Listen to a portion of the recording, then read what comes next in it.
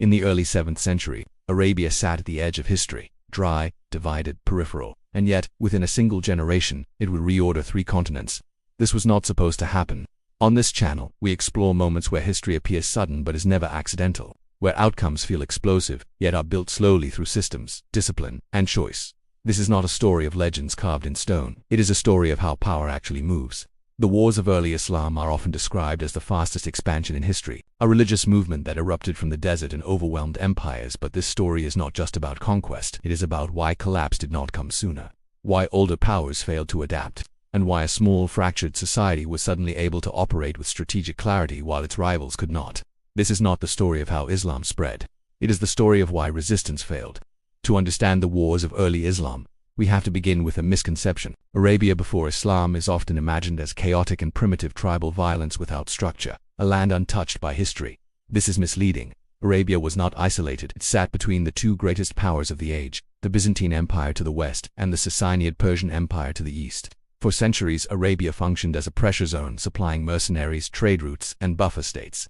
Arab tribes were experienced fighters. They understood raiding, mobility, survival, and negotiation. They lived in an environment where logistics mattered more than spectacle. But what Arabia lacked was scale. Tribes fought constantly, yet rarely decisively. Victory did not eliminate rivals. It only delayed them. No central authority lasted long enough to impose lasting order. This was the system. Then something changed, not militarily at first, but structurally. In 610 CE, Muhammad began preaching a message that did not merely introduce belief, it introduced alignment. Islam did not erase tribal identity overnight, but it overlaid it with something new, a unifying framework of law, obligation, and purpose. For the first time, loyalty could extend beyond blood. This mattered more than faith alone, because faith can inspire, but systems endure. By the time Muhammad migrated from Mecca to Medina in 622 CE, the Muslim community was not just religious, it was administrative. Agreements were written, disputes were adjudicated, resources were pooled, military obligations were defined. The early Muslim community did not grow because it was aggressive, it grew because it reduced internal friction. This is the first pressure point most histories overlook. While Byzantium and Persia ruled vast territories, they were strained by complexity. Their armies were professional but expensive. Their tax systems were heavy. Their populations were religiously divided. Arabia, by contrast, had little to lose and everything to coordinate. The wars of early Islam would not begin as imperial invasions. They would begin as survival. The first major military confrontation between the Muslims and the Quraysh of Mecca came at Badr in 624 CE. On paper, it should not have mattered. A small force of roughly 300 Muslims faced a Meccan army 3 times its size. This was not an attempt at conquest. It was a disrupted caravan raid that escalated, yet Badr became a psychological rupture. The Muslims did not win because of numbers or equipment. They won because of cohesion. They fought as a unit. They followed a single command structure. They did not retreat when the battle turned uncertain. For Arabia, this was unfamiliar. Tribal warfare depended on individual valor.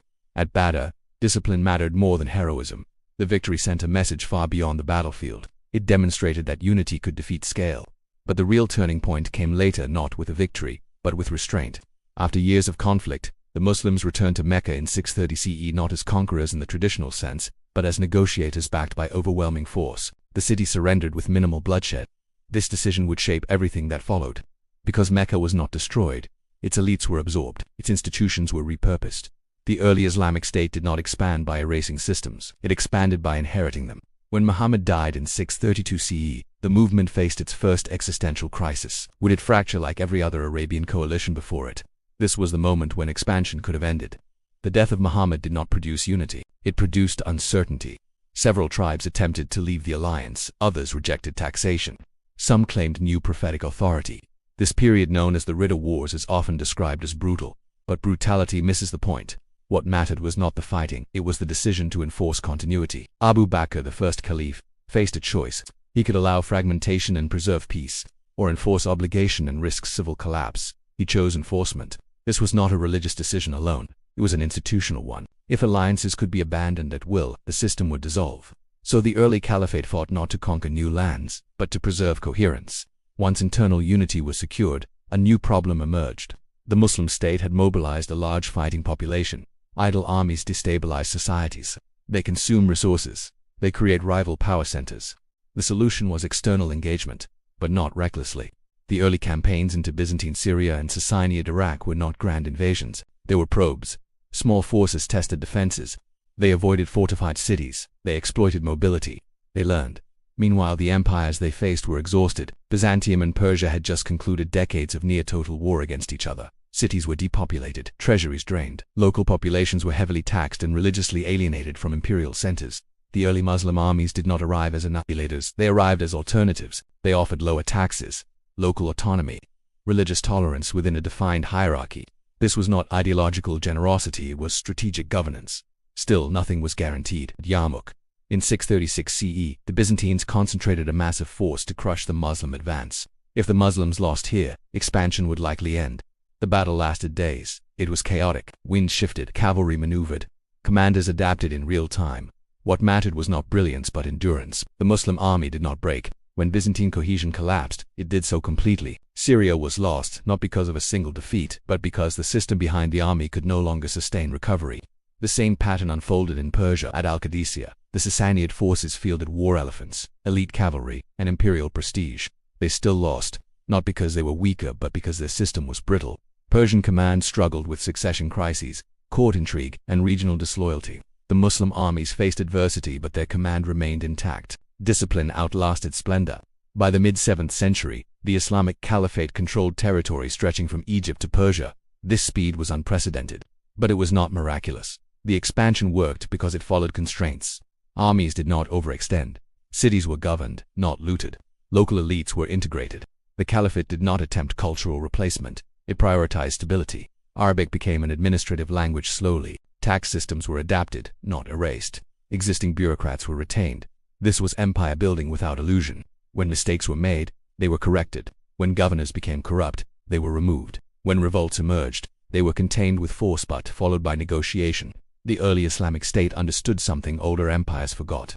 Control is not achieved through fear alone. It is achieved through predictability. The wars of early Islam did more than redraw borders. They shifted the center of gravity of the Mediterranean world. Trade routes realigned. Knowledge networks expanded. Greek, Persian, and Indian traditions were absorbed and preserved. This expansion created conditions for centuries of scientific, legal, and philosophical development.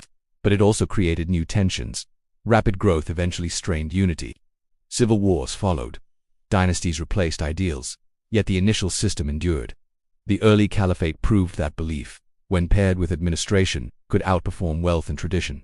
Not forever, but long enough to change history. This is why the expansion feels inevitable in retrospect. Because once alignment replaced fragmentation, momentum followed. The wars of early Islam were not a sudden eruption. They were the release of pressure built over centuries, a reminder that history does not reward strength alone but structure. If you want to explore another moment where systems quietly reshaped the world, tell us what story to cover next. And if you value calm, serious history told without spectacle, consider subscribing.